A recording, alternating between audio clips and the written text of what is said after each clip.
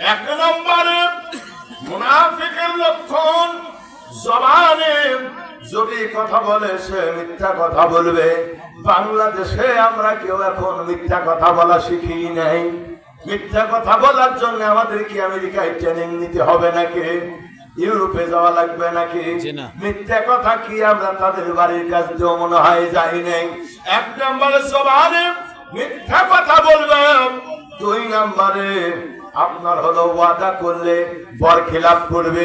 ওয়াদা করলে বরখিলাপ মানে একেবারে বাড়িতে অতিথি এসে গেছে, দোকানে যা কয় দোস্ত রে টাকা পয়সা নাই, তাড়াতাড়ি একটু চাই দে, ডাইল দে, কিছু বিস্কুট দে, বাড়িতে লোক বসে আছে। বলে টাকা কবে দিবি? কয় আমি সকালবেলা দোকান খোলার আগে তোর দিয়ে যাব। এই কথা বলে দোকান থেকে বাকি নিয়ে সকালবেলা দেওয়ার কথা বলে যে বাকি নিয়ে চলে গেল। আমার সকালও গেল, বিকালও গেল, 3 মাস আর দেখা নাই। তুমি কোন বা দেশে রইলা রে দয়াল চাঁদ।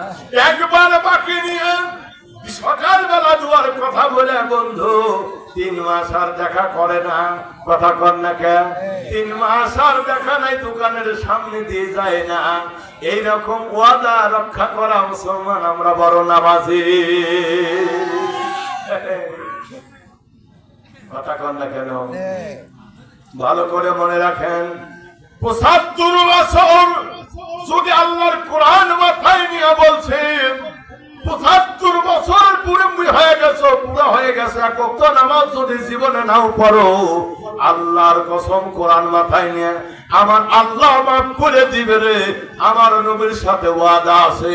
75 বছর নামাজ নাই, রোজা নাই, হজ নাই, আমার আল্লাহ 75 সেকেন্ডের মধ্যে মাফ করতে পারে।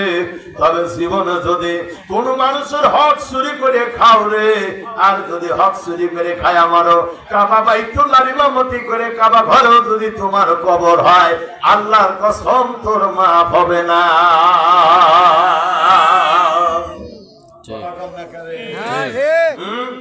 আমার দেশের এক চাচা ওই যে কুদাল দিয়ে জমিটা কাটে না,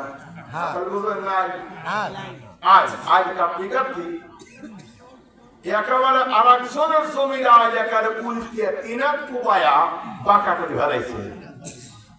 জমির আল কাটতে কাটতে আরেকজনের জমিতে আপনার উল্টে ফেলাই দিয়ে কয়াম চলে গেছে। 3 হাত বাঁকা করে আল কেটে ধুয়ে সেই চাষা এসে মসজিদে জোহরের নামাজে কয় কি